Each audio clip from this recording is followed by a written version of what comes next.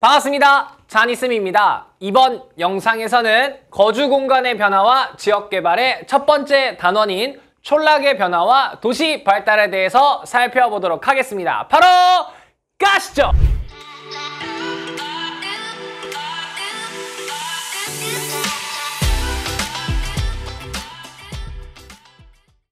자, 여러분, 이 단원부터 인문지리가 시작됩니다. 이제 아마 선배들이나 선생님들이랑 수업해보시면서 아마 많이 보셨을 거예요. 본격적인 통계 자료가 등장하기 시작합니다.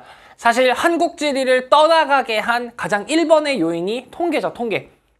우리나라 통계청이 정말 일을 잘합니다. 세부적으로 통계도 구체적으로 수치 조사를 잘하고 있어서 그 통계를 갖고 우리가 문제에 내다 보니까 한국지리 난이도가 올라가게 되고 한국지리를 선택한 학생들도 많이 줄게 되었습니다.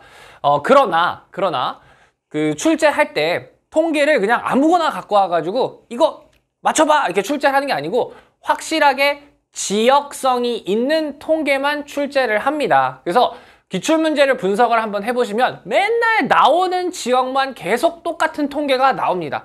그럴 수밖에 없는 게 그런 통계가 아니면 지역성이 없기 때문에 출제 원리에도 어긋나고요. 네, 지리적 의미도 없습니다. 그러다 보니까 여러분들이 통계에 거부감을 갖기 이전에 선생님이 강조해드린 지역성 초점에 맞추는 거에 좀 더 포커스를 맞춰주시고 그 다음에 통계 자료를 보면 아, 이러니까 통계 자료가 이런 식으로 등장했구나가 좀 보이실 겁니다. 그러면 통계가 그렇게 어렵지 않을 겁니다. 네, 제가 좀 서두가 길었는데요. 어쨌든 이번 단원부터 인문지리 파트니까 개념 정리를 확실하게 하고 넘어가야 합니다. 그래서 촌락의 형성과 변화를 들어가기 전에 N차 산업을 먼저 정리하고 가도록 하겠습니다.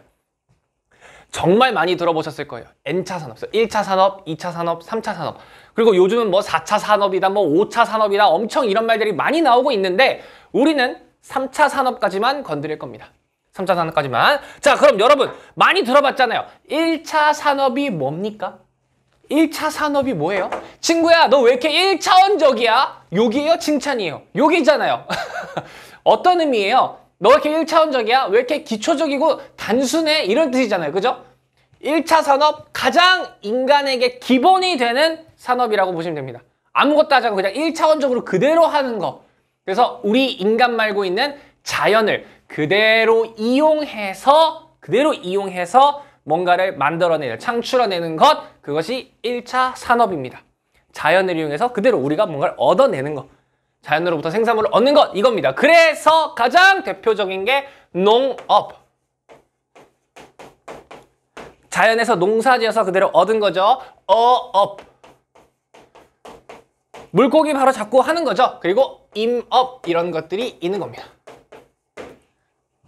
괜찮으시죠? 네, 그 다음 2차 산업 보도록 하겠습니다. 2차 산업이란 뭔가 2차적이다. 그러니까 2차 창작물이란 말 많이 하잖아요. 2차원적이다 뭐 이런 말. 2차원적이는 좀 아닌 것 같고 아무튼 2차 창작물 뭡니까? 원래 있던 창작물을 2차적으로 뭔가 다시 가공했다는 뜻이죠.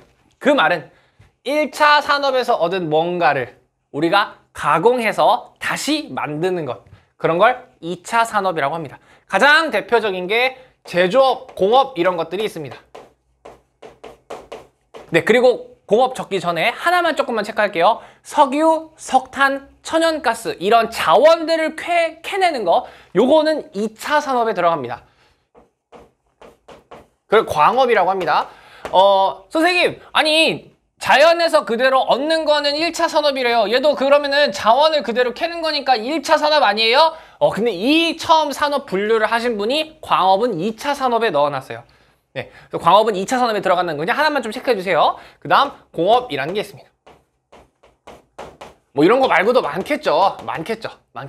좋습니다. 그 다음 3차 산업은 뭡니까? 3차 산업은 우리 눈에 보이지 않는 것들이 왔다 갔다 한대요. 우리 눈엔 보이지 않지만 그게 뭐냐면 서비스입니다. 서비스가 왔다 갔다 하는 거예요. 그래서 서비스업이 가장 대표적인 3차 산업입니다. 사실 여기까지는 여러분들이 충분히 유추할 수 있을 겁니다. 많이 들어보셨을 거고요. 여기서 조금만 더 많이 들어가겠습니다. 자, 어떤 나라든지 간에 처음에 국가가 탄생을 하면 몇 차 산업부터 할까요? 국가가 탄생하면 당연히 1차 산업부터겠죠. 왜요? 우리의 가장 기초가 되는 먹을 걸 제공해 주잖아요. 그죠? 먹을 걸 제공해주고 그 다음 2차 산업, 3차 산업 이런 순으로 발달을 하게 될 겁니다. 자, 그럴 때도 조금 단계가 있는데 특히 이 공업 파트에서 순서가 있더래요. 처음에는 공업도 작은 것부터 만들기 시작합니다. 그러니까 조선시대 생각해 보시면 조선시대에 무슨 우리가 알고 있는 큰 공장들이 있진 않았잖아요. 조선시대는 그냥 집에서 이렇게 막 새끼를 꼰다든지 조용히 이렇게 뭔가를 만든다든지 이런 식으로 가내수공업이라고 했죠. 그걸 할 수 있었던 이유는 기술이나 자본이 충분하지 않았고 할 수 있는 것들이 노동력밖에 없었기 때문입니다. 노동력이 많았기 때문에 그 노동력을 활용한 공업들. 그러다 보니까 무거운 물건이 아닌 가벼운 물건을 많이 만들게 됐어요. 그런 거를 경공업이라고 합니다. 경공업. 가장 대표적인 게 뭐 섬유 산업이라든지 의류 이런 것들을 만드는 게 경공업이에요. 자, 이때 가장 중요한 친구가 노동력입니다. 노동력. 그러니까 조선시대라든지 아니면 개발도상국 초기에는 사람밖에 없기 때문에 보통 이런 공업들을 많이 발전을 합니다. 이런 공업들이. 자, 그런데 이런 것만 하다 보면 선진국이 될 수 없습니다. 좀 더 값어치가 나가는, 우리가 조금 돌려 말하면 이걸 부가가치가 많은 제품들을 많이 만들어야 됩니다. 그러다 보니까 그런 건 많이 무거워요. 무거워. 그러다 보니 이거는 중공업이라고 부릅니다. 중공업. 중공업이라면 들어보셨죠? 그래서 여기에 들어가는 게 뭐 자동차, 뭐 석유화학, 아니면 뭐 조선, 뭐 제철 이런 것들이요. 요런 것들. 자, 요런 것들은 노동력이 많다고 되는 공업들은 아니죠. 그러다 보니까 이때는 자본하고 뭐 기술력 이런 것들이 훨씬 중요하겠죠.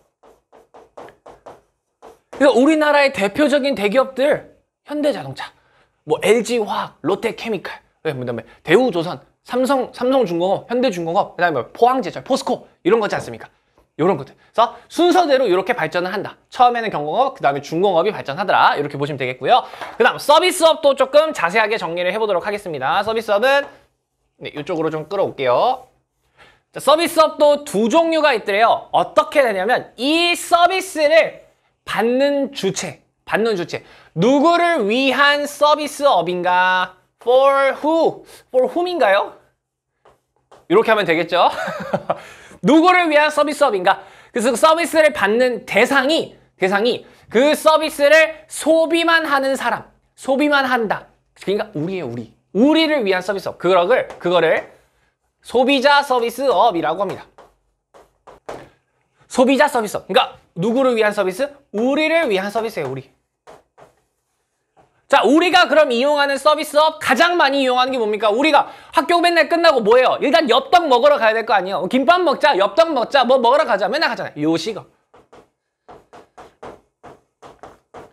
먹고 나면 커피도 먹고 뭐 그러잖아요. 그죠? 그런 다음에 나 오늘 뭐 문제집 사러 가야 돼. 나 오늘 뭐 교재 사러 가야 돼. 나 오늘 뭐 저기 편의점 가가지고 뭐 저기 뭐 삼각김밥 사야 돼. 뭐 이런 식으로 물건을 사잖아요. 도소매업. 그리고 우리가 관광, 여행을 갔을 때 하게 되는 것들 이렇게 생각하면 좀 쉽습니다. 숙박업, 관광업 이런 것들, 이런 것들이 소비자 서비스업이더라 이렇게 정리하시면 되겠습니다. 자, 그 다음 우리는 서비스업을 소비만 하는 사람들이지 새롭게 뭔가를 만들어내진 않아요. 우리가 뭐 요식업, 음식을 산 다음에 이걸로 뭘 재창출하진 않잖아요. 그죠? 그런데 어떤 서비스를 제공받고 그걸로 또 다른 서비스를 제공하는 생산을 하는 역할을 하는 그런 주체들이 있더래요. 그게 생산자입니다. 생산자. 그래서 생산자 서비스업이 따로 있습니다. 뭔가를 생산해낸다? 우리가 아니죠. 우리가 아니에요. 그럼 뭔가를 생산해내는 주체? 기업입니다. 기업. 기업들을 위한 서비스업 이렇게 생각해 주시면 될 거예요. 네, 좋습니다. 자, 그럼 기업들을 위한 서비스업엔 뭐가 대표적으로 있냐? 바로 금융이 있습니다. 금융. 자, 금융하면 뭐 은행만 생각하실 수도 있는데요. 여러분 요즘 핫한 게 뭡니까? 또 주식 이런 거지 않습니까? 뭐 우리가 아는 대기업들, 뭐 삼성이라든지 LG 뭐 이런 그 대기업들은 하루에 주식으로 왔다 갔다 하는 돈 단위가 조 단위잖아요. 조 단위. 어마어마한 돈 단위입니다. 선생님 저도 은행 다녀요. 여러분 은행에서 조 단위를 거래하시나요? 그러진 않잖아요. 그죠? 조 단위를 거래한다면 친하게 지냅시다. 이런 금융 서비스. 그 다음 보험. 선생님 저도 보험 가입했는데요. 월 38,900원 막 이러면서 우리도 가입해요. 그러나 삼성도 현대자동차도 이런 기업들도 보험 가입했을 거예요. 여기 공장들 불타면 우리 집 불탄 거에 몇백억이 들을 텐데 우리 집이 불탄 거에 몇십 배가 들 텐데요. 그 보험비 엄청날 겁니다. 그죠? 그다음 부동산.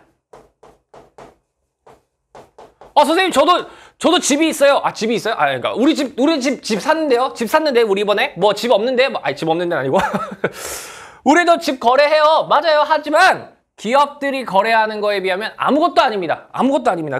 여러분 서울에 오시면 삼성동에 코엑스라는 건물이 있습니다. 무역센터. 그 앞에 원래 한국전력이 있었어요. 한국전력. 우리나라의 그 전기를 담당하는 회사죠. 한국전력이 지방 혁신도시인 나주로 이전하게 되면서 거기 부지를 팔았는데요. 현대자동차가 무려 조 단위로 그 땅을 샀습니다. 조 단위로. 어마어마하지 않습니까? 급이 다릅니다. 뭐 이런 거. 그 다음 광고. 자, 여러분 김밥 천국 아주머니가 광고를 하십니까? 보통 안 하시지 않습니까? 그냥 전단지 돌리는 게 거의 대부분이잖아요. 하지만 이런 대기업들은 광고를 해야죠. 어마어마한 광고를 해야죠. 또 회계. 김밥 천국 아주머니가 회계사를 고용합니까? 극히 드물 겁니다. 그죠? 가계부를 쓰시겠죠. 하지만 이런 대기업들은 회계장부가 필요할 겁니다. 그 다음 법률. 어마어마한 대기업들은 하루에도 수십 건씩 소송이 들어올 거예요. 그렇죠? 법률 서비스 엄청나게 제공을 받을 겁니다. 그 다음 뭐 연구개발. 네, 김밥천국 메뉴 개발팀도 있긴 있을 거예요. 하지만 현대자동차의 자동차 새로운 개발팀, 어마어마하게 큰 급차이가 날 겁니다. 요런 것들이 생산자 서비스업에 해당하더라 이겁니다. 그래서 다시 처음에 어떤 국가가 생기면 1차 산업부터 한다고 하지 않았습니까? 그러니까 요 순서대로 1차 산업 했다가 경공업 했다가 중공업 했다가 그리고 소비자 서비스업은 당연히 뭐 이런 경공업 1차 산업 하면서도 같이 발달했겠죠. 조선시대에도 국밥집은 있었단 말이에요. 조선시대에도 생선 파는 아줌마는 있었단 말이에요. 다 있었지만 산업화가 진행되면 진행될수록 요런 거 위주로 하게 되더라. 그래서 요즘 최고의 그 대기업들이 뭐예요? 삼성, 애플, 뭐 마이크로소프트, 구글 이런 거잖아요. 다 요쪽이다, 요쪽. 그래서 N차 산업 요렇게 정리해봤습니다. 요거 별거 아닌 것 같지만 지금 쌤이 정리해드린 요 내용들이 앞으로 인문지리에서 계속 따라다닐 겁니다. 꼭 정리해 놓으시기 바랍니다. 다음으로 넘어가 볼게요. 자, 그 다음 정리해볼 내용은 촌락하고 도시의 정의를 알아보고 가려고 합니다. 자, 이 단원이 정주공간의 변화거든요. 정주공간이 뭐냐면 정착해서 살고 있는 공간이다 이겁니다. 자, 지리라는 과목에서는 이 정주공간이 무조건 2개입니다. 무조건 2개. 촌락과 도시로 나누어집니다. 촌락 많이 들어보셨죠? 그러니까 흔히 말하는 시골입니다. 시골. 그리고 도시는 여러분들이 아시는 그 도시 맞아요. 그럼 정의를 살펴보자고요. 정의. 자, 촌락의 정의. 촌락이란 우리가 방금 살펴봤던 요 N차 산업 했었잖아요. N차 산업으로 정의를 내릴 수 있으면 됩니다. 촌락이란 여러분 몇 차 산업 하고 있을 것 같습니까? 촌락은. 그렇죠? 농업, 업, 임업 이런 걸 하는 데니까 1차 산업이 발달한 곳 요렇게 정의해도 되겠네요. 1차 산업이 발달한 곳. 그럼 도시는요? 도시는 2차, 3차 산업이 발달한 곳이겠죠. 그러니까 우리가 정의를 이렇게 내렸습니다. 그러면 도시화라는 말도 바로 이해가 되실 겁니다. 도시화란 화가 뭡니까? 뭐뭐가 된다. 될 화자죠, 한자로. 도시가 된다. 도시가 된다? 그럼 도시가 되는 거예요? 아니겠죠. 뭡니까? 촌락이 도시처럼 변하는 현상. 이게 도시화입니다. 도시화. 그래서 보시면 촌락이 도시가 되는 거고요. 조금 더 구체적으로 들어가면 도시적 생활 양식 점점 확대되거나 도시 인구 자체가 증가하는 것 역시 도시화라고도 합니다. 쉽게 말하면 이렇게 되는 겁니다.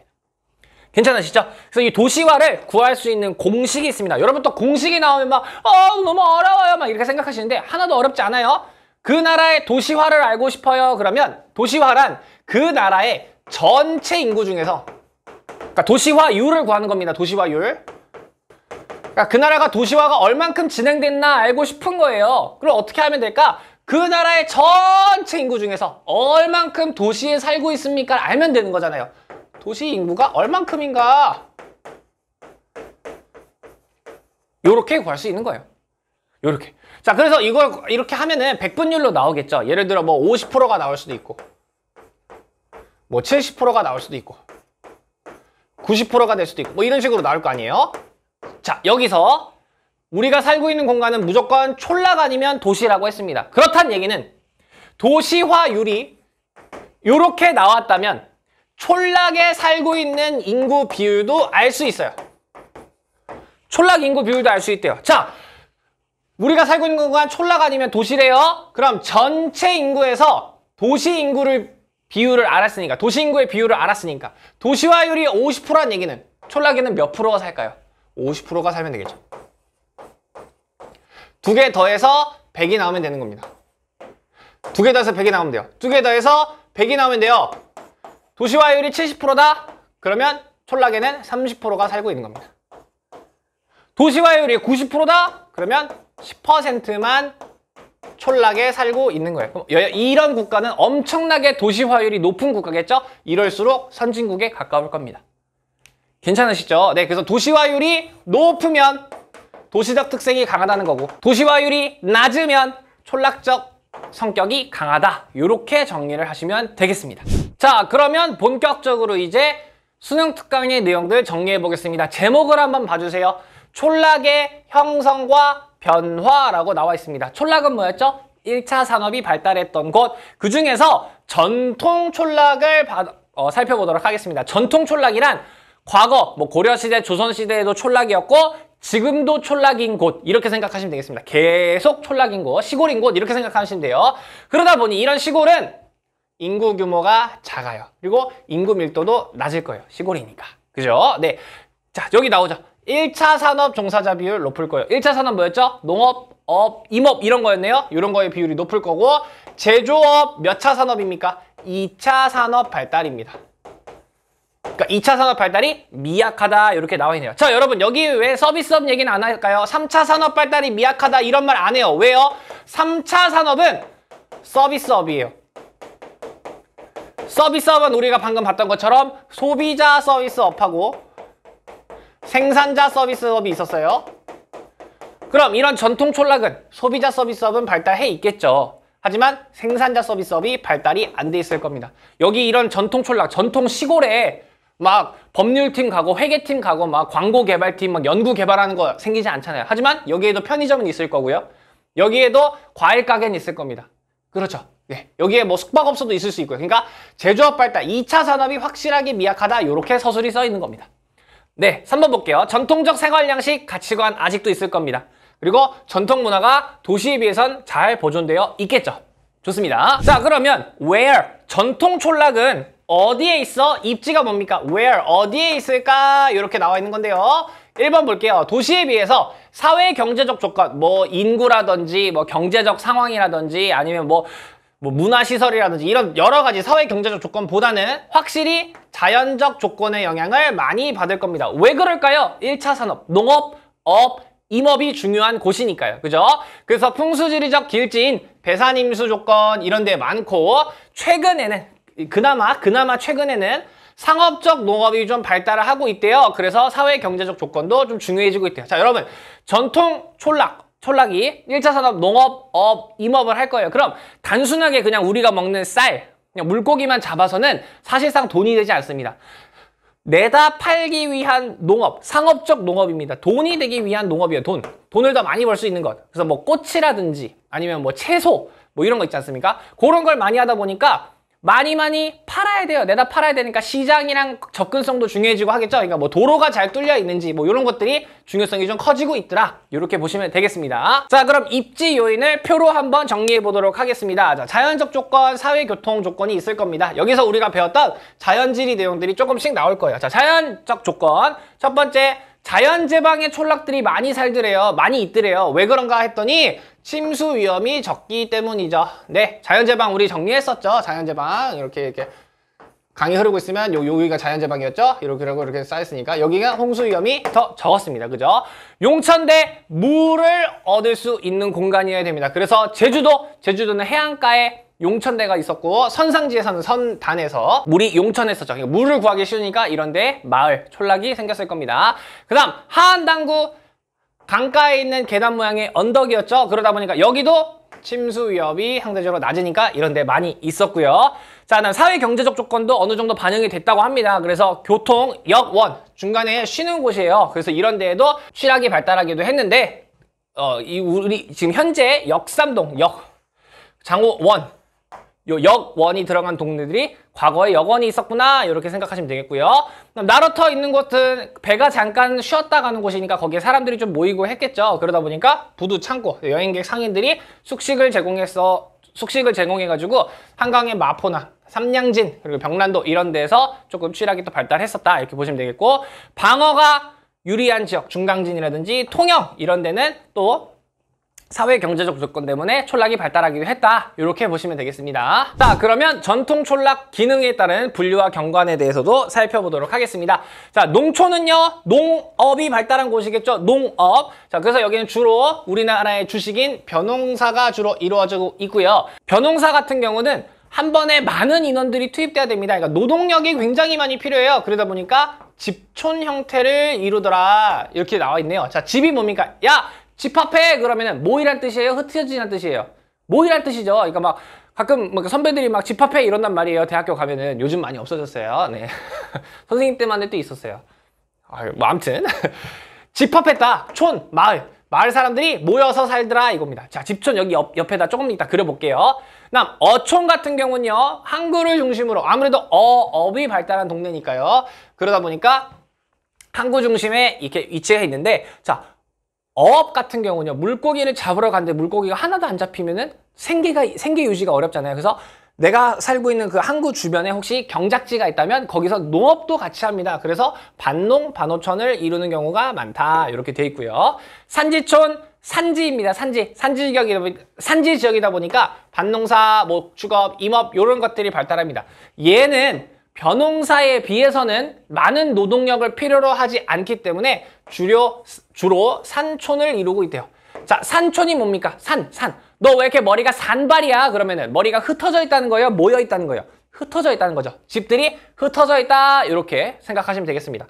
자, 요걸 그래서 그림으로 좀 그려보겠습니다. 여기다가 집촌을 그려볼 거고요. 여기다가는 산촌을 그려보도록 하겠습니다. 자, 집촌은 진짜 집이 한 군데에 모여 있는 거예요. 이렇게. 이런 식으로요. 그리고 나머지가 경작지가 되는 거예요. 이 경작지는 여기는 A씨네 땅, 여기 뭐 이렇게 A씨네 땅, 여기는 뭐 B씨네 땅, 여기는 뭐 C씨네 땅, 여기는 뭐 D씨, 여기는 뭐 E씨. 이런 식으로 땅이 구성이 되는 거예요. 그러면 여기서는 자, 오늘은 A씨네 집 모내기 한디요. 아이, 그래요? 아이고, 다 같이 갑시다. A씨네 가서 모내기 하는 거예요. 오늘 다 했어? 아이고, 이번엔 B씨네 해야 된디요. 아, 알겠어요. B씨네 가서 하는 거예요. 또, 오늘은 C씨네 해야지. 이런 식으로 구성이 됐다 이거죠. 벼농사가 발달했기 때문에 이런 식의 집촌이 발달한 겁니다. 자, 하지만 밭농사, 목축업, 임업이 발달한 산지촌, 산지 지역 같은 경우는 그냥 이렇게 집이 다 흩어져 있는 거예요. 여기. 네, 다 그리진 않을게요. 네, 다 이렇게 비슷한 뉘앙스라고 보시면 됩니다. 여기가 A씨네 집이에요. 그럼 A씨네 땅은 여기예요. 여기가 B씨네 땅이에요. 여기 C씨네, 여긴 D씨네 땅이에요. 그러니까 그냥 자기 집 앞에 자기 땅이 있는 거예요. 자기 농사 그냥 자기가 짓는 겁니다. 농업의 특색 때문에 이렇게 나뉘어졌다라고 보시면 될 것 같습니다. 자, 교과서에 있는 사진 보도록 하죠. 자, 농촌의 모습이래요. 자, 전라남도 보성군의 모습이네요. 자, 여러분 보시면 마을이 좀 화질이 안 좋습니다. 양해해 주세요. 마을이 이렇게 모여 있어요. 나머지 다 땅이에요. 다 경작지예요, 경작지. 논농사가 발달을 하니까 여기 사람들이 모여가지고 오늘은 어디 날 차례요? 여기 하고 다음날 이런 식으로 한다 이거죠. 네, 그거고. 어촌의 모습, 여기가 통영인데요, 통영. 여기에 이제 항구 주변으로 이렇게 마을이 돼 있고 혹시 뒤에 경작지가 있다면 반농, 반호촌을 이룬다 이렇게 보시면 되겠고요. 그다음 여기가 산지촌입니다. 집이 있으면 자기 집 앞에 경작지가 있는 거예요. 자기 집 앞에 이렇게 경작지가 있는 거예요. 이런 식으로. 이런 게 산지촌, 산촌의 모습을 띠고 있다 이렇게 보시면 되겠습니다. 자, 수능 특강에는 안동 하회마을이 나와 있습니다. 안동 하회마을, 여러분 그 문화적으로도 중요한 곳이고 선지에서도 하회마을 많이 언급이 됩니다. 이거 꼭 체크해 놓으시기 바랍니다. 안동에는요 옛 모습을 간직한 마을이 많대요. 그 중에서 하회마을이 엄청 유명하죠. 하회탈 이런 말 들어보셨잖아요, 그죠? 하회마을은 조선시대 성리학자 해서 집촌에 해당한대요. 집촌에 해당하는지 볼까요? 봤더니 요 까만 네모들이 다 집입니다. 전부 다 이렇게 모여있네요. 여기 모여있네요. 여기 엄청 모여있는 걸 볼 수가 있죠. 그래서 하회마을은 문화유산으로도 등재가 되었대요. 그래서 자연환경 전통마을이 잘 보존되어 있어서 문화적 가치가 크고 최근에는 공연, 전통문화 체험하려고 관광객들이 굉장히 많이 가고 있다고 합니다. 하회마을 사례까지 살펴봤습니다. 자, 그 다음은 촌락의 변화에 대해서 살펴보도록 하겠습니다. 자, 이 파트가요. 지금 배우는 이 촌락의 형성과 변화에서 가장 중요합니다. 자, 이 내용이 인문지리에서 계속 관통하면서 등장할 겁니다. 꼭 잘 정리해 두셔야 됩니다. 알겠죠? 자, 도시화 및 도시와의 접근성 향상 때문에 촌락이 변하게 되었더래요. 자, 원래 우리가 봤던 전통 촌락 있죠? 전통 촌락이 있었는데 이렇게 뭐 옆에 큰 대도시가 생기게 된 거예요. 그럼 이 대도시로 갈 수 있는 교통로 같은 게 이렇게 뚫리겠죠? 이렇게. 자, 그럼 대도시의 영향을 많이 받게 되니까 이 촌락의 모습도 빠르게 변할 거예요. 빠르게 변할 거예요. 그게 도시와의 접근성이 높은 촌락입니다. 하지만 어떤 전통 촌락이 있었는데 여기다 다시 그릴게요. 여기에 전통 촌락이 있었는데 아직도 주변에 대도시가 안 생긴 거예요. 그게 도시와의 접근성이 낮은 촌락이다. 이렇게 생각을 해주시면 될 것 같습니다. 자, 요거는요, 텍스트 살펴보기 전에 선생님이랑 그림으로 같이 정리를 좀 해보도록 하겠습니다. 그림 그리러 가볼게요. 자, 일단 도시와 접근성이 낮은 촌락 보도록 하겠습니다.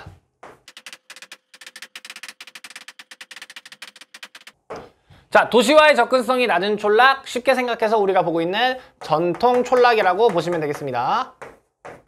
최근 이 전통 촌락들이 어떻게 변하고 있는지 경지를 그려서 좀 살펴볼게요. 경지 한 6칸 정도로 그려보겠습니다. 자, 방금 쌤이 경지라 그랬거든요. 경지가 뭡니까? 경지. 신의 경지에 도달했습니다. 그런 경지가 아니에요. 농사를 지을 수 있는 땅입니다. 자, 전통 촌락에 여기는 A신의 땅이라고 해볼게요. 편의상 집은 그리지 않겠습니다. 자, 여기는 B신의 땅이고요. 여기는 C신의, D신의, E신의, F신의 가족이 이렇게 살고 있다고 해볼게요. 자, 우리가 보통 이런 걸 농가라고 부릅니다. 농가. 자, 요 농가에는 엄마 아빠도 살 거고 아가들, 자녀들도 살 거예요. 그런 걸 농가라고 합니다. A신의 농가, B신의 농가, C신의 농가, D신의 농가 이런 식으로 농가들이 있는 겁니다. 자, 과거에 이런 모습이었는데 최근에 이제 촌락의 변화를 살펴볼 거잖아요. 최근에는 어떻게 변했냐면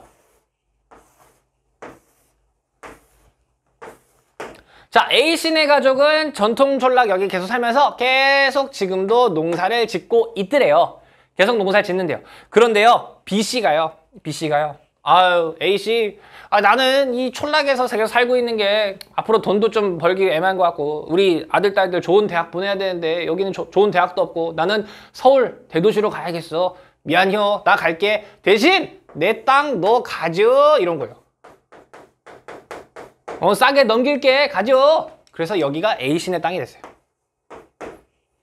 이렇게. 안타깝게도 네, C씨는 그대로 남았는데요. D씨도 떠났대요. D씨는 CC가 친해가지고 CC 가져. E씨도 가져. F씨도 가져. 이랬대요. 네, 그래서 여기 다 C씨의 땅이 됐대요. 아니면 C씨가 F씨의 땅은 그냥 안 가졌대요. 다른 데 팔았대요. 이럴 수도 있겠죠. 자, 지금 보시면 확실히 과거에 비해서 지금 농가 수는 어떻게 됐습니까? 농가 수는 줄었습니다. 전통 촌락 농가 수가 줄고 있어요. 왜요? 아이고, 우리 아들, 딸들 대학 보내야 돼요. 좋은 기업들은 다 서울에 있디야. 서울에 다 간 거예요. 아유, 그러니까 어떡해. 여기는 농가들이 줄었다. 농가 수가 줄었다. 네, 변화의 첫 번째 특징입니다. 두 번째. 자, 우리가 경지가 농사를 지을 수 있는 땅이었습니다. 근데 CC가 여기 땅 팔았죠? 요 땅을 파니까요, 여기에 그래도 전통 촌락이지만 이런 데에다가 현대식 건물 같은 걸 짓고 싶었나 봐요. 그래서 여기에 새로운 건물 같은 게 이렇게 들어오기 시작했대요.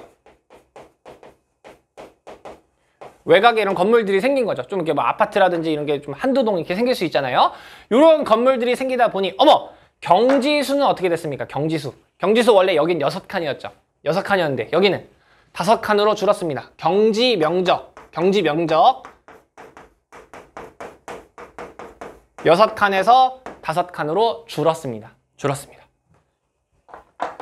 괜찮으시죠? 괜찮으시죠? 자, 그 다음 A씨는요. A씨는 이제 원래 한 칸에서 농사 지었는데 이렇게 두 칸에서 농사를 지을 수 있게 되었어요. C씨도요. 나 여기 농사 지어야지 이렇게 했는데 CC 혼자서 세 개를 하긴 좀 힘들었던 거예요. CC가 그래서 여기 CC네 땅인데도 휴경이라는 걸 했대요. 휴경. 아유 힘들어. 여기는 농사 안 짓겠어. 휴경. 자, 그러니까 경지 면적 역시 더 줄어요. 4칸으로 준 거죠. 확실히 경지 면적 줄었네요. 줄었습니다. 줄었습니다. 자, 그런데 여기서 특징이 있습니다. 과거에 한 농가당, 자 여기는 쓰면서 할게요. 여기는 한 농가당 한 칸씩 농사를 지었습니다. 그죠? 근데 지금은요. 한 농가당 이제 2칸씩 하고 있네요. 농가수 줄어요. 경지 면적 줄어요. 그런데 지금 여기서 봤던 특징. 농가당 경지 면적은 오히려 증가했어요. 오히려 증가했어요. 여러분 이게 아주 큰 특징입니다. 자, 원래 한 칸에 한 개씩 했어요. 그런데 한 칸에 한 농가가 이제 2칸씩 하고 있어요. 농가수 분명 줄고 있어요. 경지 면적도 줄고 있는데 오히려 농가당 경지 면적은 줄었어요. 왜 그럴까요? 농가수가 더 빠르게 줄고 있기 때문입니다. 농가수가 더 빠르게 줄었죠. 경지 면적 줄어드는 것보다. 그래서 이런 특징이 나온 겁니다. 이거 되게 중요합니다. 이 특징 꼭 정리하시기 바랍니다. 자, 그 다음 특징도 볼게요. B씨네 가족은 우리는 좋은 일자리, 좋은 우리 아이들 교육 여건 때문에 떠날게 했잖아요. 자, A씨네 가족도 한번 봅시다. A씨네 가족에 아직 남았대요. 남았는데 A씨네 자녀들도 아직도 농사를 짓고 있을까요? 그러진 않았을 거예요. 여기 A씨네 자녀들도요. 좋은 직장, 좋은 학교 가려고 도시로 떠났을 겁니다. C씨네 가족도 마찬가지겠죠. 그러다 보니 중요한 특징이 나타나죠. 여기에 지금 남아 계신 분들은 할머니, 할아버지밖에 없을 거예요. 그러니 청장년층들은 떠납니다. 유출이 매우 심하겠죠. 아니 생각해봐요. 여러분들이 이런 농가의 가정에 태어났다고 생각해보세요. 물론 대를 이어서 농사를 계속 짓는 친구들도 있을 수 있지만 대부분 좋은 학교, 좋은 기업을 가려면 도시로 가야 되기 때문에 많이 떠난단 말이죠. 그래서 부모님은 그대로 남아 계시고 많이 떠난단 말이에요. 청장년층 유출이 심해집니다. 그러니까 누구만 남았어요? 노년층만 남았어요. 그럼 노년층 비율이 어마어마하게 높아졌겠죠. 우린 이런 걸 고령화라고 하죠. 고령화 현상이 이 전통 촌락에서 굉장히 심하게 나타날 겁니다. 자, 그리고 청장년층들이 유출이 됐대요. 그러면 아이 낳을 연령대의 사람들이 떠난 거잖아요. 유소년 비율도 줄어들 겁니다.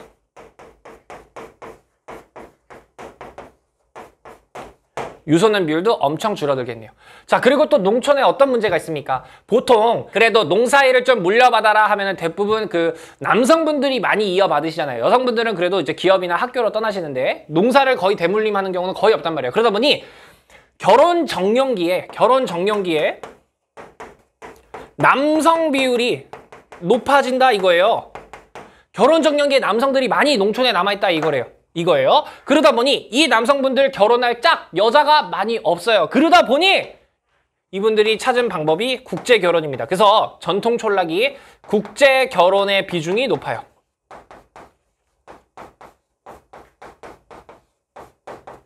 자, 요거 꼭 정리해 놓으셔야 됩니다.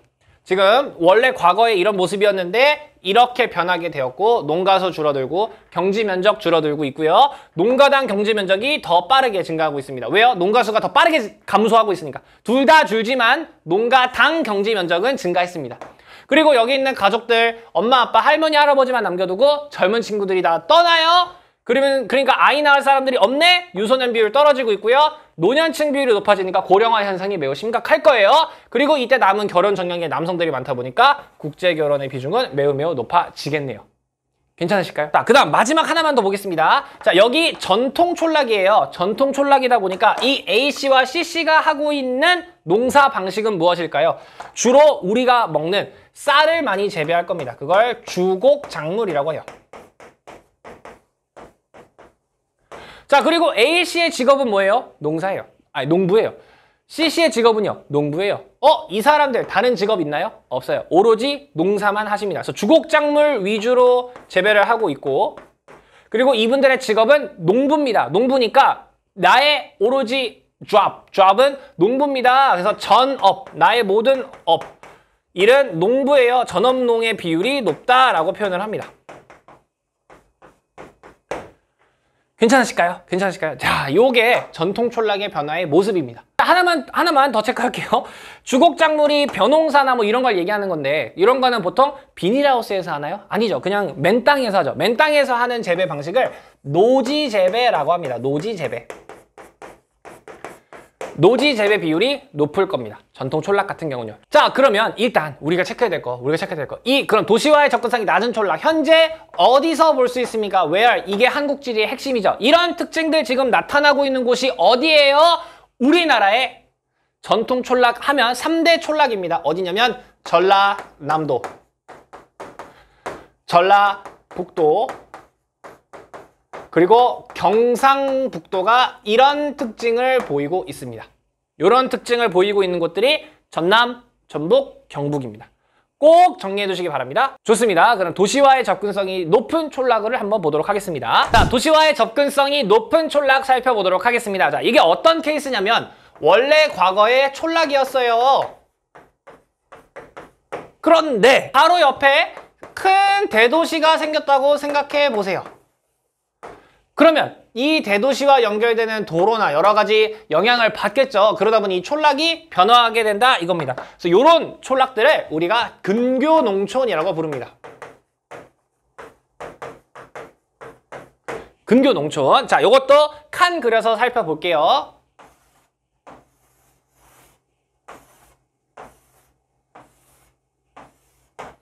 자, 요것도 농가를 그려보도록 하겠습니다. 여기도 AC, BC, CC, DC, EC, FC 과거에는 이렇게 다 있었을 거예요. 여기도 농사 지었을 겁니다. 이렇게 했겠죠. 그러다가 이 촌락이 변화하기 시작합니다. 이 6칸 이렇게.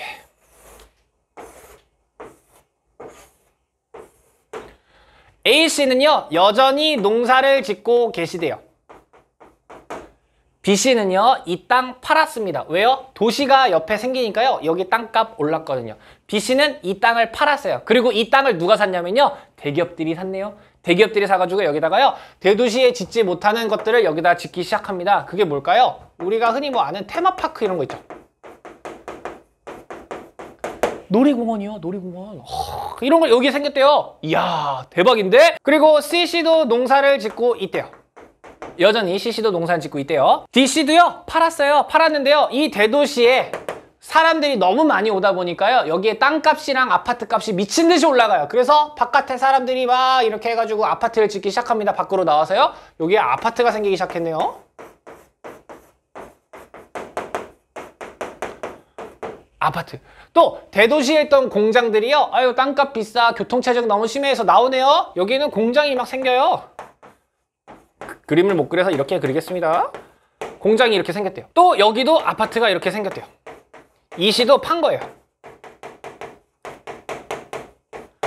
자, 여러분. 농가수는 어떻게 변했습니까? 농가수 줄었습니다. 네, 노란색으로 했으니까 이번에는 여기 주황색으로. 역시 농가수 줄었습니다. 경지 면적은요, 경지 면적 역시 줄었습니다.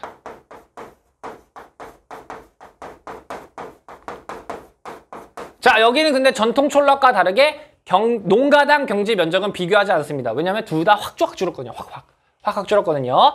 자, 그 다음 이 과거에 농사했던 패턴을 좀 살펴봅시다. 과거에는요, 여기 사람들 다 벼농사 지었을 거예요. 벼농사.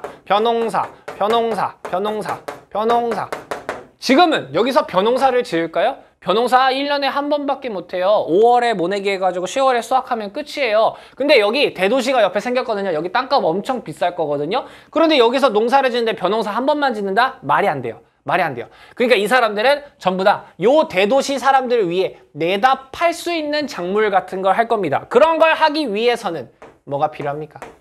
비닐하우스가 필요하네요. 비닐하우스가 필요하네요. 비닐하우스. 그러니까 비닐하우스 이런 게 늘어났어요. 이 사람들은 상업적 농업을 주로 할 거예요.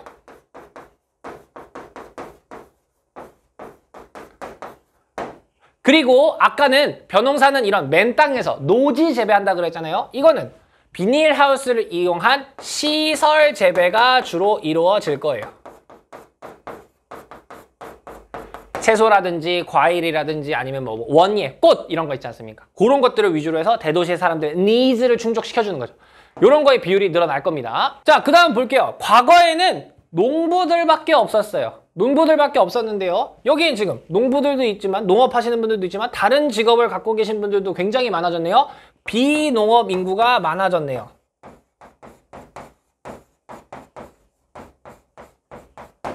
그죠? 여기는 농부들이 아니잖아요. 여기 일하시는 분들은요. 여기 이런 분들. 그 다음 A신의 농가 볼게요. 농가. 자, 엄마 아빠는 여전히 농사를 짓는데 여기 자녀들도 농사 지을 수 있어요. 하지만 자녀들은 대학교를 다니던가 아니면 좋은 기업에 출퇴근할 거예요. 어디로? 여기로. 그럼 이 집을, 농가를 볼게요. 농가. 이 집은 모든 가족들이 다 농부인가요? 그렇지 않아요. 아까 전통 촌락은 남아 계신 분들이 할머니, 할아버지 다 농부였어요. 그러나 지금은 아들, 딸은 기업 다녀. 좋은 기업 다니고 막 일을 하고 있어. 근데 엄마 아빠가 농사 짓는 거야. 그러니까 전업농이 아니네요. 전업농 비율이 낮아지네요. 그 대신 여러 개를 같이 하고 있죠. 그런 걸 뭐라고 그러냐면 겸업농가. 겸업농가의 비율은 올라갈 거예요. 그죠? 네, 엄마 아빠는 농부로 일하지만 아들, 딸 이런 사람들은 기업에 다니고 회사 일을 한다. 다른 일을 한다. 유튜버 할 수도 있죠. 그죠? 그런 거. 자, 그럼 비농업 인구랑 전업농은 줄고 겸업농가 비율은 올라가니까 농가 소득 외에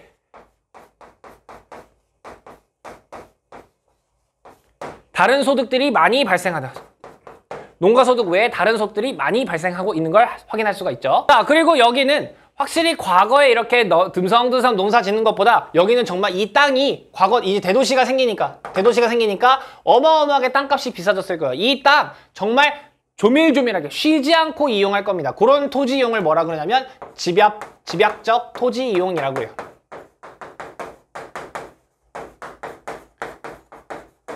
집약적으로 토지를 이용하는 게 많이 늘 거고요. 자, 그리고 보시면 옛날에는 이런 농가들만 살고 있었는데 지금은 이제 아파트도 많이 오고요. 막 이렇게 됐습니다. 왜 왔어요? 여기 대도시에 너무 땅값이 비싸고 아파트가 비싸니까 여기로 사람들이 많이 넘어온 거죠. 넘어오다 보니까 누가 넘어왔겠습니까? 일자리를 구하고 대도시에 일자리는 구했지만 집을 살 수 없는 사람들이 온 거잖아요. 누구예요? 선생님 같은 사람들이잖아요. 청장년층. 청장년층의 비율이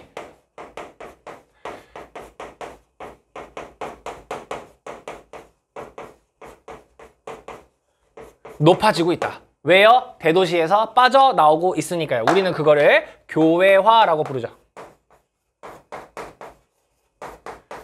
교외화 현상 때문에 청장년층의 비율이 높아지고 있더라. 그러면 여기에 지금 현재 해당하는 곳이 어디예요? 우리나라의 가장 큰 대도시 어디예요? 서울이에요. 그 서울 주변이겠죠. 그게 경기도죠. 경기도가 최근 이런 변화의 모습을 보이고 있죠. 선생님 방금 테마파크 그린 거 에버랜드예요. 에버랜드 이런 거지 않습니까? 네. 그 다음 경기도 말고 서울 말고 우리나라의 그 제2의 대도시 부산입니다. 부산 근처 경상남도입니다. 이 두 군데가 지금 근교 농촌의 성향을 보이고 있다. 이렇게 보시면 되겠습니다. 선생님 부산을 되게 자주 가는데 부산도 가면요. 그 양산하고 김해에 아파트 엄청 많은데요. 그 옆에 공단도 엄청 많아요. 그리고 그 옆에 농장도 엄청 많아요. 비닐하우스가 쫙 있습니다. 특히 김해 어디죠? 선생님 맨날 낙동대교 이렇게 건너면서 가거든요. 그래서 이게 김해 쪽으로 넘어가는 여행 갈 경우가 많은데 글로 가면요. 와, 비닐하우스가 진짜 끝도 없이 쫙 이어집니다. 멋져요.